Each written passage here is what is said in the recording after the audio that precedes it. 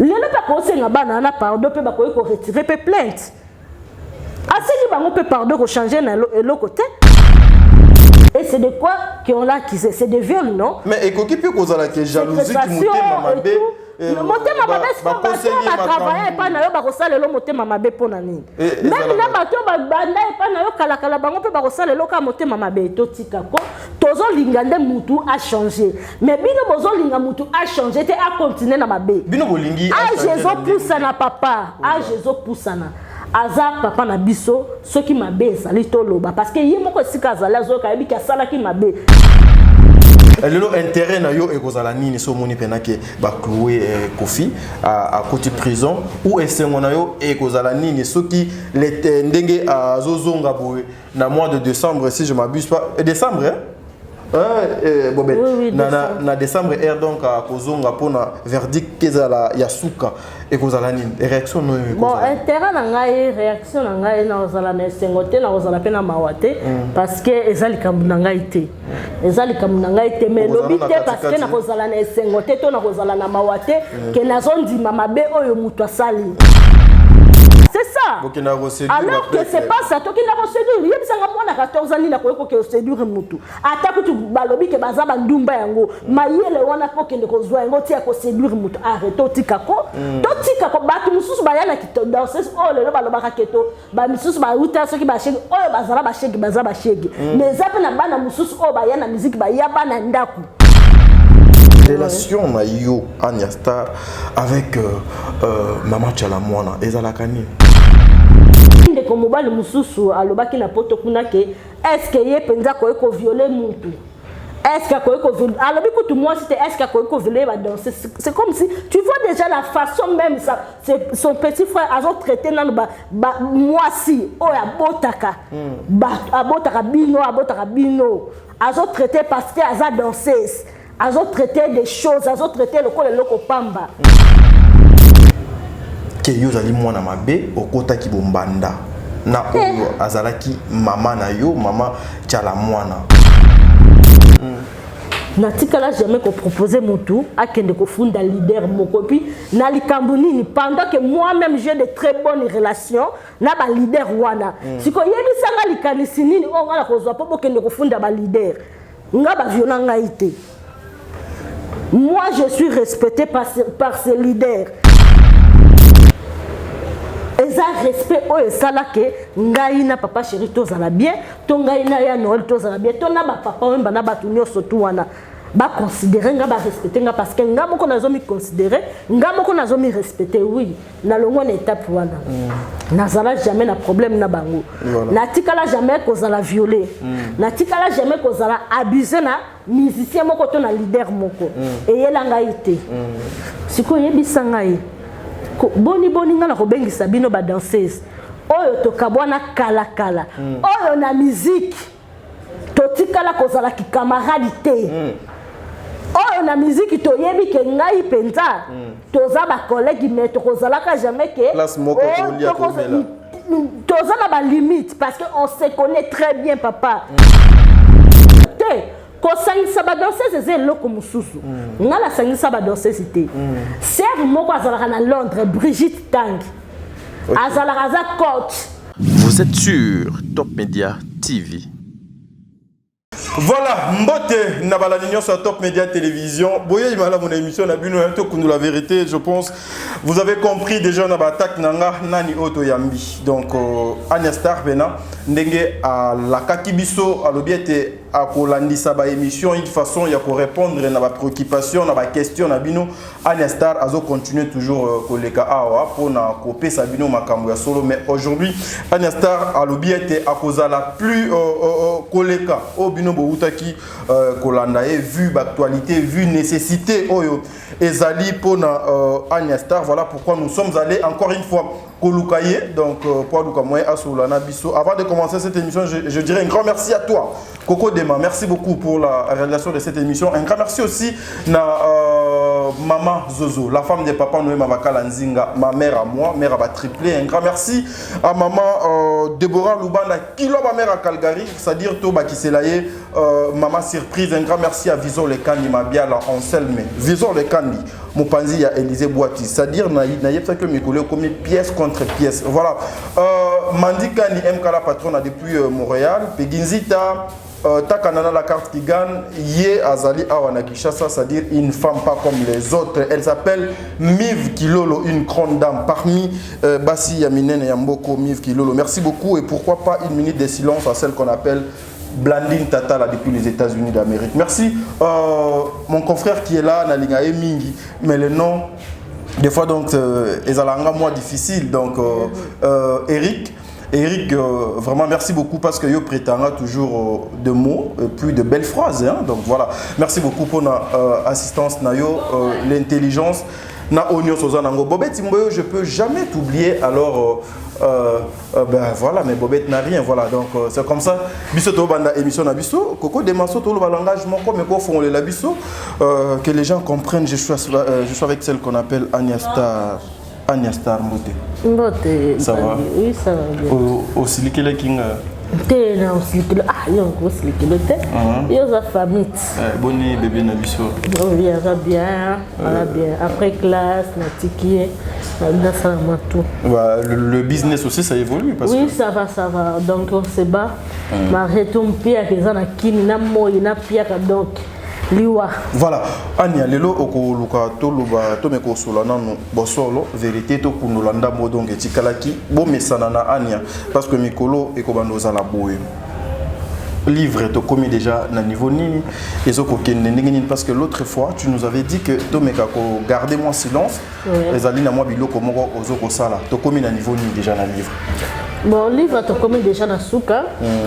To tikalaki juste pour sélectionner ma photo, ma image autre tient la carte livre parce que Rosala Kabe écriture à combattre et Rosala Mahambo on a commis na carte pe na ba image o ko na carte o zola kisa parcours nangai étape par étape bandira nyostu na leki des gens que j'ai côtoyé ba musiciens ba hommes d'affaires donc ba nyo surtout wana ba politiciens donc ba image Rosala carte donc comme na koto il y a ba image ya kotia ba image na carte ko classer bisika na bisika et loko moko o ekoza na carte ya livre voilà est-ce que photo imprimé ngo mbala moko to l'ancien mais ekoza la kaka o to ko imprimer parce que le livre to kote en ligne ça sera vendu en ligne o to ko imprimer ekoza la beaucoup plus pour na bateau oyo ba financier donc bateau ba financier livre et puis na bateau mususu oyo to côté que la auto yebi ka okende ko pirater livre wana te. Voilà,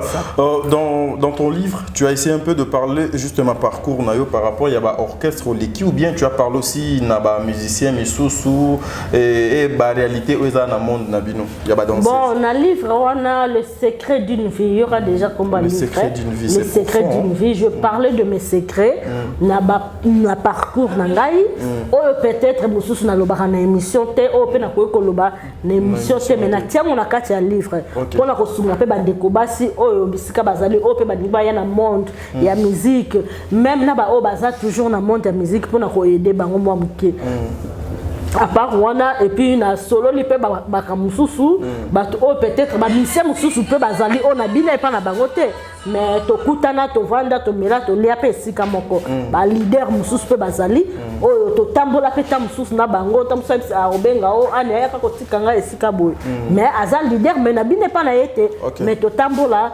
donc bango pe bazali pe na kati ya livre. Il y a vraiment beaucoup de gens et puis il y a des gens aussi qui m'ont aidé comme bah hommes d'affaires comme bah politiciens on peut bâtir un plus na bâtir ça un plus na carrière nangai ou bien da ba maramusus o ezapé à part na photo ya musique na donc bah bâtir ça quoi donc bah on peut baser na carte vraiment et ça livre moko et ça enrichi na ba marambe belé na ba secret et belé surtout beaucoup plus na milieu ya musique parce que milieu ya musique ça milieu moko ba biloko mususu tolobaka na télévision te pe tokoloba te na tiki bato batanga ngo na kati ya livre eza milieu moko oyo eza facilité voilà oyo eza vraiment eza facilité il faut zala na ba esprit ebele il faut zala na kibonzambe il faut zala vraiment pe innocente po mabe eyela yo te voilà donc wana nyonso eza na kati ya livre. Merci beaucoup Bobette Imboyo so moi ezali beaucoup tirer donc attention na caméra parce que sinon tokosala moi fiasco oyo ezali émission ya Anya Star batala ngomi makasi mikolo na Top Media Télévision. Voilà. Yo zali moi aussi depuis un certain moment na comme ko ça la constat que yo comme prôner pena ba vraie valeur de la femme. OK? Oui. Voilà, si aujourd'hui bah tout ni aux questions loko la maman. Oui. Maman, parce que tu es déjà une mère, une femme déjà aux Alinanda Kunayo, tu fais ta vie aux Salavinayo. Face à ce que nous avons appris, ce que nous avons vu dans les réseaux sociaux, de voir que Moko, il y a maman, loko la maman Nabiso, maman Tchalamouana, à l'objet de Azongi Studio, parce que papa Nabiso, Oyo, Akenda Kala, Akenda Kalawana. Auti ko bimele na ndoto pona kopesa yenzembo kwa yemba pona Congo. Okoki ko sala analyse nin. C'est maintenant le temps que basi batelema ou c'est justement parce que basi bazana a besoin voir na bango bato bayoka. Bon moi ngana yeba kite pona nzembo na yeko yeba ngo pa Bobet Timboyo parce que nga la qui émission pe chez Bobet Timboyo aussi. Na yo ki ngo pe ala kisingande na image ndé na yo mona ke o bato babande ko bezé sol. Moi je dirais que on est des responsables. Donc on n'est plus des enfants, oui il y a des enfants et tout. Peuple congolais o ya zana bozo ba lisusu na moto azate. Moto nyo surtout azama yele ayebi nzela ni tozokende. Pe ayebi bisika tozali. Voilà. Soki lelo ke bato oyo to peuple congolais to ba mama ba moni ke mboka ezokende na malamu te ba sepeli na modèle mboka ezokende te baza na monoko pe baza na ba façon ebele o bakoki kolobele la mokonzi ya mboka. Mais na ndimite ke ba mama wana nyonso tu ba koleka pa ya moto moko pote moto moko wana lobele la bango. Donc je dirais que ça c'est un faux débat et puis ba songe wana ça n'existe pas. Parce que ça moi je sais pas non, comment? ça c'est faux. Moi ça fait un bout de temps que j'ai perdu mon père. Bon, peut-être les bandes les alakomoni peut-être mutu obolinga ki mingi, peut-être ozo la bien peut-être donc bon biso do mesani penza ko kufela batu na famille te momoni eloko moko bongo salami na famille mutu oya sala ki pembe na bino moi ko banga moi ko la et tout, mais ko la vraiment que na loti tam susu papa na biso azo la kisanga tam susu eloko moko je donc tikala ko komate mais siko boni moto oya kufa kala moto oya tika biso mbula na mbula, pourquoi pas maman Biliabel, pourquoi pas wase kwa kutu azalaka la ba aza vraiment koto peut-être ya kolobele la ba politicien azala mo maloba kitoko, pourquoi pas. Et puis na moment nini oui to ebi moment auto ça nango so to lobi to lobela makabo ya mboka moment auto ça nango to uti déjà après l'ingratitude. Non, moi je parle pas de l'ingratitude parce que ngana zo baka onga na yoki parce que ngana kota kana ba bloka ba polémique te. Je dirais que peuple congolais aza mwana mukete toza mikolo so to moni mboka zo tambola mabe biso moko to koya koloba ba mama to mona ba mama mususu ta mususu makabole kaki na zandu awa ba telema ki to belele to lingi mutu boyete mboka za ba loba kiti et bon siko pona nini te so lelo ba moni ke mboka zo continuer ou bien mboka kufi ba koleka ba kolobati donc mutu na mutu aza na possibilité peuple congolais aza na possibilité ya kotambola ya kosala marche so ka moni ke mboka ezo tambola malamu te. Siko soki peuple congolais a télémité à sali marche té. Siko yo mutu moko okoya ko lobela peuple ndenge nini. Voilà mais pour ta place yo moko ozali. Ezaki pekaka bonheur té pour na peuple congolais. Voilà, c'est que tu obito la vérité. Par rapport il y a réponse na yo une petite question aussi ezala na moi inquiétude moko na mitwa pour kolongola bango moi donc équivoque moi boy relation na yo Anya Star avec maman Tchalamouana ezala kani toza na relation mon côté boza na relation mon côté oui bo sola pété avec maman Tchalamouana non parce que toza na relation mon côté ngana bina kunate na éviter de na relation ndenge nini à part nga ba musicien na ba relation na bango par rapport peut-être on a travaillé na bango misusu auto yebana et tout relation ezalaki ka ta misusu ya moi mabe moko ezalaki mais après Moi, je me suis retirée et c'est tout. Voilà, mais c'est qui s'est dit aujourd'hui, il y a beaucoup de personnes qui ont traité moi dans ma baie, Anya Star a côté troublé, na couple moko boy et pas mutumo boy était au côté qui bombande avec maman no chala. Non, on est à débat moko. Non, Anya s'il vous plaît. Parce que si je vais parler, attends, quand je dis que non, attends, pardon, si je vais vraiment parler de ça, je le ferai dans mon émission. Non, Anya, dans ma chaîne, je ne ferai pas ça ici. Anya, je vous dois du respect, s'il vous plaît. Je vous dois du respect. Je contrôle aussi mon plateau, ok? J'ai le droit de te protéger.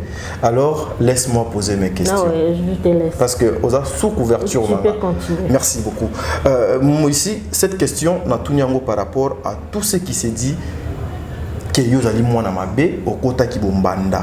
Na azalaki mama na yo mama tchala mwana okoki ko répondre na bandeko wana nini pour que lelo tout le monde même ata 10 personnes au bakozali baku ya kolanda biso ba comprendre donc quelque chose pour à part question na quelqu'un a des questions pour tout le monde to kabona yo nanga papa au moni congolais ata na répondre bango ke na mwana malamu déjà linyaka ngai te pona yeko on azolo beza lokuta mais non ça changera à quoi que j'ai dit que na mwana malamu. C'est que je sais que Dizambende Ayebi qui moi na malamu na ngai. J'ai pas besoin de venir dire ça pour battre na ngaba lo bakina moi na malamu non. Ba mona nga na bomana nto na sala nani mabe. OK. Donc même oyo ba lo bakana bazala qui sur place pour ba mona que peut-être obelisa ki mutu tenso beni. Non, ça c'est faux. Donc ngana yeto tikala ko toza problème et tout na yebi était na yebi que musicien, c'est un artiste de notre pays que je connais depuis longtemps. Donc, on a lobby on a vraiment habité dans notre village, dans notre mbokate. Mais, tous à la tête, on a bien il y a profondeur, non. Voilà, voilà. Merci beaucoup Anya Star. Félicitations, ton émission. Je reçois les appels. Nazo zoa réaction est belle. Tu vas féliciter Belé pour sa geste nayo, pour na commis qui t'y s'appelle surtout. Mais tu Belé bazo ko déclarer. Oyo, tu Belé bazo déclarer kaka. Au commis pembe makasi, au komocha choko. Au moins à part les gens bazo. Nazo expliquer bango herbio surtout. Mes amours. Et je vous explique tout le temps. Na ligne rabino mingi. Naza la rappelle moi na malamu. Là je vous mens pas. Naza vraiment na motema malamu abolingo moko. Mukolo na robete na bino histoire nanga ou bien botanga na livre. Parcours nanga vraiment pour na comme lelo on a sali. Même tout l'argent que j'ai gagné beaucoup d'argent dans ma vie. C'est que j'ai fait avec on a sana na mbongo wana bondi mate bolela ebele ba olela.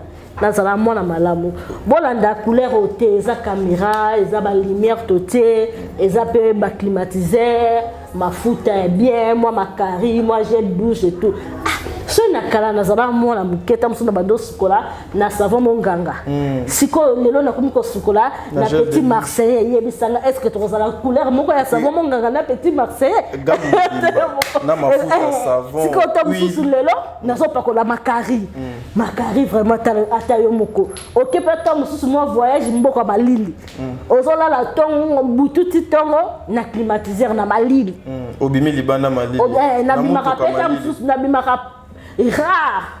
Donc, on a dit que nous avons la classe mingi.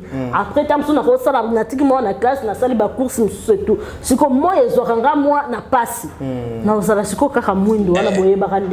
Voilà, Anya Star, je suis très content, je suis très heureux parce que lorsque tu parles, nazo comme on a qui bon maman Katinayo, mais il y a une question où ezo koloba maman est belé, bah tu es belé, bazo mi tout na la question et puis ezo tia moi mon lili moi confusion na mi toi bah la question il y a papa Nabiso Kofi Olomide. Sincèrement, la dernière fois, on a tout nos sous questions, mais le col est zongi mingi. La seule personne OP a répondre Biso Ezali Kakayo. Il s'est dit que Anya exactement, yo ozali derrière Bandeko Obazoko Tcha, papa Nabiso Kofi, pression na poto pour que Baluka Moye ba cloué yo. Preuve, au Sangisa.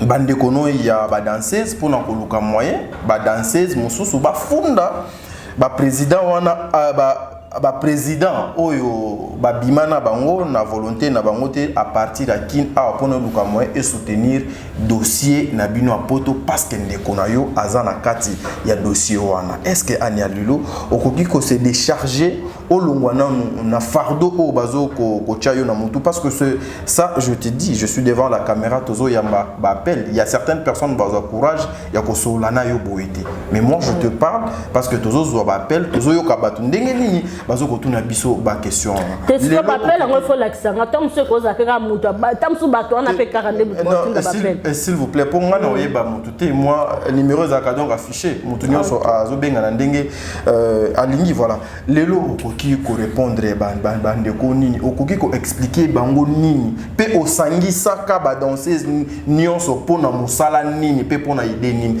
Ania Star. Merci beaucoup na question na yo il y a des personnes qui ont déjà que c'est faux entre biso yoka ba réponse na ndenge nazo pesa oza mutamayele oza intellectuel osala pe ba analyse. Moi j'ai quitté BCBG fin 2003 ou début 2004. On peut imaginer bané ananya surtout na longa BCBG batunyo surtout oyo babina na BCBG to na bina na bango to na beta na bango batika la wana na ye ko vanda pendant une année et demie na ke maison mère na longa maison mère na 2000 maison mère babenga yo benga à ce que je sache na longa maison mère na problème te na relation ya malamu na werason na senga ekutu passeport na ngai chose ozo mona ke oyo batu balobaki eza lokuta parce que tout le monde a c'est le à l'écran na émission lobaki a senga passeport ba pimela passeport ba boya OPC mais nga na senga passeport na ngai ya noela pesa passeport na ngai OK mais na longwa partir à poto na senga ka noela na bise ke na obi na teso na zone Kinshasa na longwa mais na ça juste quand na besoin passeport et denga peut-être na ba voyage na makam na zone ngana sala après sanga passeport to zonga Kinshasa na longwa na kenda 2 ou 3 concerts et tout to garder relation à bien. Et tu crois, et papa point te garder relation à bien. 2009, 2010, Nazarana papa Emba. 2011, 2012, 2013, Naboti Nazarana papa Emba. Papa est retourné na ndaku na biso. Papa Emba na lobi bien. Na ndaku na biso même avant. Nazona ndaku na ngamo même na bota. Na boti papa ko tazoya ko tala ngazo tumbola nga muto ayebisanga muta banda ko tanga pression lokwa papa Emba zate pona ko bota na ngai.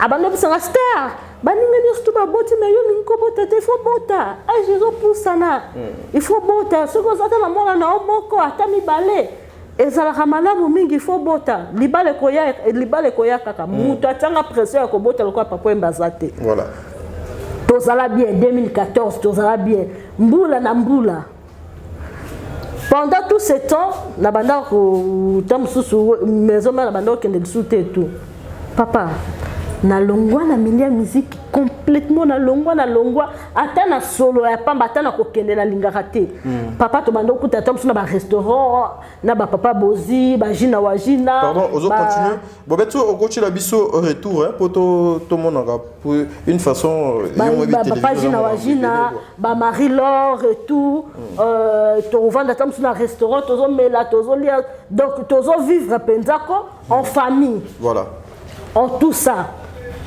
naye ko bota eleki bambula na 2017 ngana ke musique lisuna neni je crois 2017 concert à Liboso Zaraka tangu naye ko banda oui naye ko zonga na musique tangu na bandi makamba ki chroniqueuse nde na komisiko kende no ifana kende nazo mwa ba image ko kotisa et tout ko sala ba interview nde naye ko zonga na musique OK batu oyo babengana batu amitema mabe o balingaka bango esika nga nazo kende te tangu bamoni ngai na komo kende papa Shirazo Bwakanga papa Shirazo Embanga papa Shirazo na esengo nanga papa Shirazo féliciter nga na musala nazo sala na bandisika na sala interview émission mobimba na papa chéri a félicitanga même koleka na bato basala ka ba émission depuis kala zo bisa bango kuto moni ba émission fo bosala ka boye tala ba émission ana zo abandi ka sika mais tala émission nonga zo sala azo tuna ba question bino bozaka ba question ba polémique tala siko biloko bongo eleka na télévision yebisa bato bakenda kuna ba benga na bango o ba kota ka kuna te ba sepena nanga parce que yozaki na facilité non nazaki na facilité parce que je fais ba ne na kenda ka kuna te parce que nazalaki na kibomutu parce que je me respectais et on m'a respecté donc tant on a kei kuna ba respecter nga parce que na bande comme respecter ba respecter nga pe na respecta ka bango bazwinga na considération c'est ça eza respect oyo esala ke ngai na papa chéri tozala bien to ngai na ya Noël tozala bien to na ba papa oyo bana batu nyonso tu wana ba considérer nga ba respecter nga parce que nga moko nazo mi considérer nga moko nazo mi respecter oui na longo na étape wana nazala jamais na problème na bango na tikala jamais kozala violer na tikala jamais kozala abuser na musicien moko to na leader moko eyela ngai te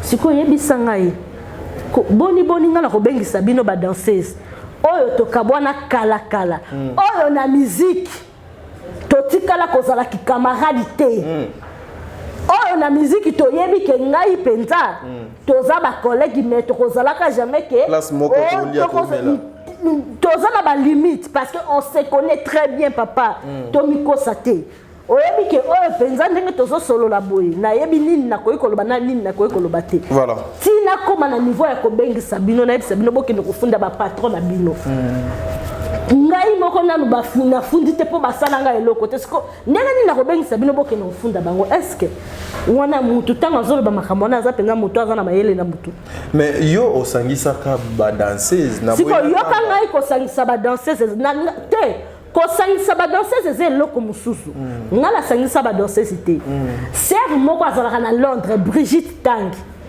azalaka aza coach na Londres nga lauti kobala na mwana na ovanda na wilera bengi nga anya na sali fondation pour naza na fondation na ngai na sali fondation na ngai na école de danse financement autozozwa na ba spectacle to sala na école de danse na ba danseuse ya ballet tozaki na bango tozo sunga ba danseuse wana na zaki j'avais de filles mères qui étaient là ba jeune fille ko nga bazaki na ba maman bazape na misala te ndenge to solo na bango na cadre fondation ceux qui tozo zo ba mbongo o bazo futa biso ba o bazo la besoin ko sala ba formation biso to bando futela bango la même chose tant ser wana eko yoka ke nazo sala eloko bongo ko sa nazo sala te mais na sala eloko bongo ayeko benga anya naza na idée ya kosangisa ba danseuse ya kosunga bango ngana yebisi na bisi ngai penza kosanga na ba danseuse e simbate ayebisi ngano anya ezati ke bosangana na ba danseuse te ke bo vanda ka bo liaka nini te ezake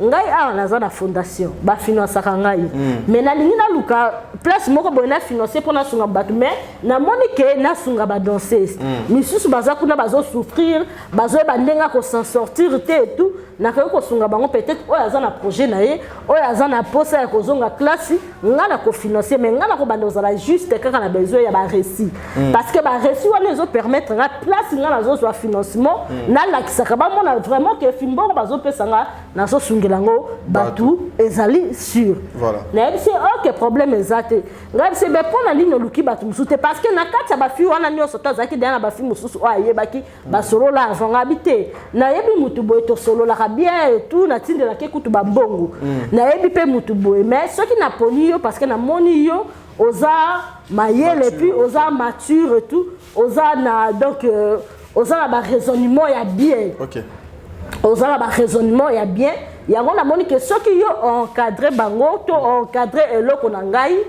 et ko kene malamu voilà mais ngala ko zala ko ngala ko banda ko tinda mbongo epa na yo yo soki ozui mbongo soki oyo moko na moko alinga sala eloko yo nde okokende ko futela ye yo futi ozui resi okopesa mutu mbongo te parce que okoyi kopesa mutu mbongo azui mbongo wana kiasali maka mususu to banda kosala ke oyo alingi asala musique to mususu na ina po misusu balingaka ke basala ba formation ya musique na ina ok yo ke na mbongo na tindi mbongo pana ok ofuti ozui ba récit ya atikali kosala ba makambo na alingi asala oyo alingi asala peut-être obe azonga classe na tindi mbongo epai na yo anya ok ofuteli ye ozui ba récit wana otindeli ngai et permettre ngala kendaka kolakisa place nga pe nazozwa financement. Voilà.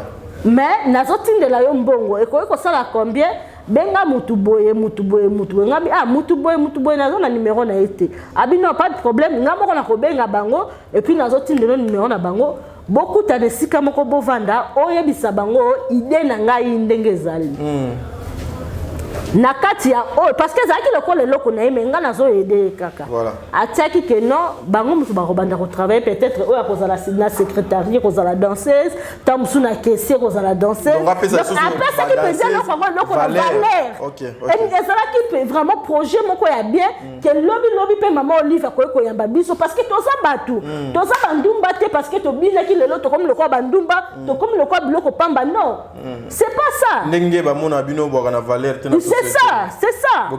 Alors que c'est pas ça. Toi qui n'as pas séduit, il y a des gens qui ont 14 ans qui ont séduit Mutu. Attaque tu balobi que bazaba ndumba yango. Mayele wana po kende ko zwa yango tia ko séduire Mutu. Arrête otikako.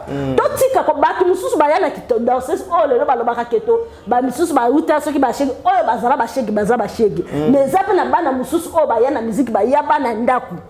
Ba uta ndaku na bango aye musique aza shege te. Azapete ki akufinza na ndaku na beneti biso neti ngamu tuloko ngala kufanza na ndaku na biso te pona ya musique na ya musique na uti école tokini kutu école lelo nazala ba camarade na ba komela nga na Facebook et tout et belé tozaki ba moko na deuxième et tout to solola na bango to continue do idée na biso c'est ça tanga bengi ngai ebisinga benga mutu bobo na bengi bango na ebisi bango no ezala pe réunion te nazana ser moko boya azana poto alobi ayebi mutu boya alingi c'est une réunion. Oui, eza ko solo la ko sangana alingi asunga ba danseuse asunga bango na ndenge nini asunga bango pourquoi balobaka komba ser wana te parce que ba yebi bien ya Miko qui avait fait une émission aloba yango bola ndemi bobeta kaka émission ya Miko par rapport à makambo ba danseuse balobaka boyo kango il y avait Miko il y avait Bénédicte il y a papa Mbazala Kiwana il y avait mon ami Alain Madilo azale le cadre na UNC il y avait beaucoup de gens mais pourquoi tous ces gens là batikala jamais qu'on les émission baloba makambo Miko aleka plusieurs fois pour la contredire ba propos ya bato o baleka koloba natikala jamais qu'on proposait Mutu à kende ko funda leader mokopi na likambo nini pendant que moi-même j'ai de très bonnes relations na ba leader wana siko yebi sanga likanisi nini o ngala ko zwa po kende ko funda ba leader nga ba violent ngaite. Moi je suis respecté par ces leaders, je suis considéré lokola leki na bango na ba respect nyo surtout na pesa bango ba bazongi c'est la rangai siko yebisanga bato bango basana na bango ngai mabe wana te bango balobaka na ko fundela bango ndeni c'est juste motema ya mabe jalousie bino pona bino lokola vie na bino suki wana bolingi pe ba vie ba ninge suka wana non voilà bima libumu moko te voilà o esangisa ka bino wana mokolo wango après wana ba réunion musu esalemaka non après wana réunion musu esalemaka te parce que tangu ngala ebisi bango makabo ya classe mutu azalaka d'accord ezalaka Miko poisonga classe aza diplôme na ye na nani Bénédicte ya lingaka sala parce que yazaki de na makabo ba école de danse na ye tout na ngai mutu na lingala zonga classe zonga classe. Non, la zonga classe quoi? La zonga classe makasi. Il y avait beaucoup qui na isho koko. Beaucoup to bando tanga ni na al de la gomena isho koko to kenda ranzela moto zonga ranzela moko. Akoyebi sabino. Félicitations. La zonga classe. Avant même na banda ba formation ya pique ya journalisme. Ngala ndimi ko zonga classe c'est wana mutafutela ngai. Ye mutafutela nga merci bisikaza ni nzamba kotela kiye afuteli ngai. Siko yebisa ngai ba misusu pe bandima ki. Bango problème nini? Bango balingaki to sala musique to sala nini? To sala $10 to ke na bar moko to somi masanga to lié to beti masolo. Maintenant je me vois moi je me suis vu na musique. Na yebi bien million ngana salaki nandima ko sangana batu oto kende na musique to keto melima sanga batu balangwe mais non ça na ngote. Donc parlons que aujourd'hui yo ozali ka victime ya kimotema malamu ya motema malamu o ngana yaki nango na ya motema mponga zana nanga motema malamu na sur pe robima nazaki nande ko mususu ya danseuse mususu kutobina na été je l'ai beaucoup conseillé asali kutu nzembo moko asalelaki Fati et tu n'es c'était au moins nzembo sali eza bien mais il faut saler la promotion mais le quoi ça un bon promotion c'est pour ça dans promotion il faut ça la boye tu ozo le kana ba émission luki bato a metema malamu à partir ya ba émission na yo osengi bango bazwela yo élément na yo batela ka yo ngona ba émission ba lobela je l'ai même dit je peux même t'aider comme mayoti et pas ya secrétaire général il y a IDPS le col les élo ko sali pour na nzembo pour na élection en 2023 et tout pour na Fati na ko même ko aider na mema yo tati kuna o la kisate longi et lo ko na yo peut-être ko sungo o zo ta financement ya ko la kisango partout pe sunga yo o zo mwa mbongo quand je dis ça na le bien on a monté ma bête est-ce que na yebisi yaka que no ko funda président na pas violer qui voilà ça me regarde en quoi ceux qui va violer qui ceux va violer qui était talinga la nuit. Mesdames et messieurs, nous sommes en direct mais excusez-moi le téléphone dérange là, il faut na chango na vibraire. Je sais que c'est pas professionnel mais excusez-moi sincèrement. Réalisateur abosana ki ocha comme téléphone na vibraire. Voilà les retombées, conséquences, bah supporter, bah gangi libanda, voilà. Le intérêt na yo ekozala nini so moni penake bah cloué Kofi à côté de prison ou esengo na yo ekozala nini soki les ndenge à zozonga boy na mois de décembre si je m'abuse pas décembre hein Bobet oui, na décembre air donc à kozonga pona verdict kezala yasuka et kozala nini réaction no bon intérêt na ngai réaction na ngai na ozala na sengote na ozala pe na mawate parce que ezali kambu na ngai te ezali kambu na ngai te mais lobité parce que na kozala na sengote to na kozala na mawate que na zondima mabe oyo mutu asali non c'est pas ça. Parce que on a défendu toujours basi. Quand je les défends, c'est pas parce que Bazaki va danser. Les cas on a une émission, on a ça émission, on a défendu basi. Tant on a lobé la basi, on a lobé la pour Bazala va danser sinon. Pour Bazala va danser c'était. Voilà. Donc te défendra basi ceux qui m'a baisé parce que biso toza basi toi ba maman. Toi ebi place m'a baisé la car. Toi ebi comment moi ça quoi sentir ceux qui m'a baisé comment moi ça quoi sentir ceux qui azana pression moko boye oyo ke azokoka ko se défendre te donc quand on fait ça parce que toza ba maman toza basi toyebi ba supporter musu ba roganga ba roganga kaka pokaka baza ba supporter même à place ezali ba yebité voilà c'est ça. Aujourd'hui, je suis très heureux de voir que notre papa Quadra, Lévi Agbada, au Mokoto Tikali Nae Espoir ya Congo, parce que il est parmi les musiciens Oyo Basali Moussala Malam et puis na ba génération na bango Atikali Yemoko. Aza vraiment légende. Il y a musique Nabiso. Aujourd'hui, il est allé de l'autre côté à Nkamba. Une façon pe yako lakisa yakomi kitisa Quadra tamboli makolongulu Quadra ki alobiete aye liboso ya ba père spirituel ya ba kimbanguste kuna basala na nyonso oyo balingi le akiko se convertir kuna alobi nyonso bakosala ye akondima ametike pa na bango yo koki kosala commentaire nini lokola yo pe donc défendre ka ba maman parce que juste kolongwa na ye kuna na procès a beti concert mais a kena no kwa luka donc longi ya nzambe respect considération komi kitsawana liboso ya basali na nzambe yo koki kosala analyse mais rapport na ngana analyse na sala na olobakaka mutu nyonso to akenda église ya hazamo sainteté bando ki bakenda église to mona ndoki penza ke église aloki peta muso invité pasteur yo mona déjà ndoki penza ke église anya donc aka penda invité ko tu pasteur nyonso bisanga na mona te makabino zoloba tenga tu ne la question te wana eza ba mise en scène. Eza vraiment ba mise en scène. Mise en scène. Oui, eza ba mise. Muto tamboli makolongulu. Papa, Kotou Beles. Aye botika nyonso ya yekuna. Attends, je te dis une chose. Kotou Beles solo eza yona nzambe na motema na yo. OK. Kotou Beles libosa télévision te, libosa caméraman te to oza kutu courage aussi ba micro ndeni. Moi je dis ça. Si je dis ça parce que na sambe la rapé. Na sambela comme ezala tamsuna ba moment mususu penza ozo sambela o penza moko yoki ke babuki na makasi nyonso to ezali sute donc au sentir que comme tamsu esika moko zo ebe siko comité parce que au fungoli motema na yo o lobi nyonso mabe o sala peu ozo senga bolimbisi ya nzambe na ndenge ya solo ozosenga mawa ya nzambe likolo na yo. C'est pas ce que moi je vis. Mais yo thermomètre nini ozali na yango pour comprendre que non papa to sambelaka toyebi omoni nde toza ana Congo toyebi mutu na mutu omoni mutu ana aza vie nanga nga lelo na kosouhaite te ya komona na prison po na eza pe kaka pasi mpo na ye atiki bana na ye a se retrouver na prison eza pasi.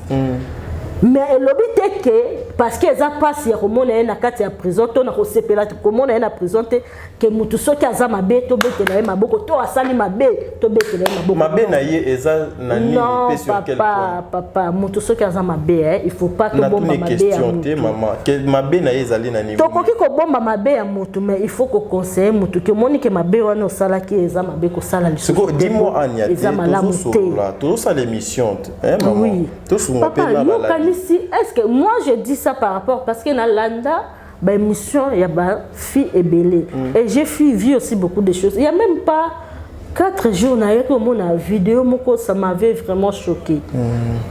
Ça m'avait choqué ça la kinga passe na ebité ce qui jeune fille à danseuse wana azaka kana orchestre wana tilelo la façon té oyebi ke bande ko boluka vidéo na batala so botali vidéo wana nandimite ke boganga nandimite la façon à benda fi wana suki oyo kapeda ke mesh oyo kamingayo ki douleur a bendie suki na ndenge nini tana na vidéo mon ezaki na concert moko ba fi bazobina balati rouge boy donc moi pour expliquer ça pardon non eza malamu te senga na zolo baboye moi je suis pas contre le grand mopao naza contre yete. Mais mabende soki leki na kati ya moto eza mabe mutu nyonso tu na vie azalaka mabe nga pende naza na mabe na nga naza na ba défaut na ngai mais to sala ka effort bolamu eleka mabe na ebele pona nini même bato tozo kabona na bango ate akosilika to akoyoka motema pasi na mabe osala ye mais akovanda pa kokanisa mutu wana pazalaka na bolamu asalaka nga pe bolamu pona nini bolamu elekaki ebele mais ye mabe eleki ebele mingi. Mais c'est quoi on a une question kamoko parce que c'est notre papa, c'est notre légende biso faut protéger papa na yo soki aza assassin kendaka koboma batu c'est là je te demande papa na yo soki aza assassin kendaka koboma batu ake koboma ba voisin oui na tunika ake koboma ba voisin okoloba kaka aza papa na ata bomi ba voisin zaka papa na ezobala na te na mituno nga te ezobala na parce que non ngai na yebi mabe wana te yo oleki na monde wana oleki na banzela wana oyebi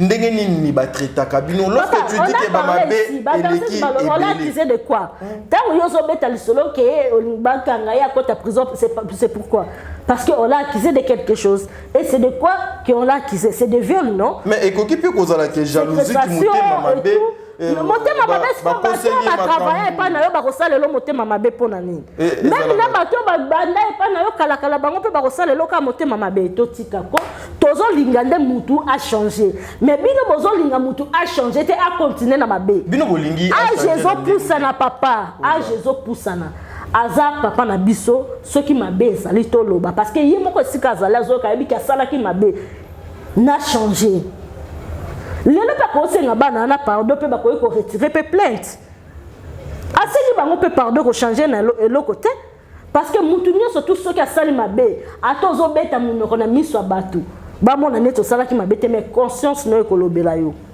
conscience no motema no moko yebi ke eloko na salaki yango eko changer eloko te na yokaki ndeko mobali mususu alobaki na poto kuna ke est-ce que ye penza ko violer mutu est-ce que violer alobi kutu moi c'était est-ce que violer ba danser c'est comme si tu vois déjà la façon même ça c'est son petit frère a traité nan ba moi si o ya botaka ba abotaka bino azo traité parce que aza danseuse azo traité des choses azo traité le loko pamba on a déjà que on comprendre directement que l'accusation est la faute que tout le monde a peut-être danser sous balobaka que abandé ko traiter bango lokola comme banyama donc soki alingi abenga yo akotoke akobengo na kombo te akobeta kaka donc akobengo kutu na kombo te ou bien ta mosusu aza na besoin moko bakozwa ta mosusu nzete ya raclette bazobeta nzete ya raclette et tout oyebi déjà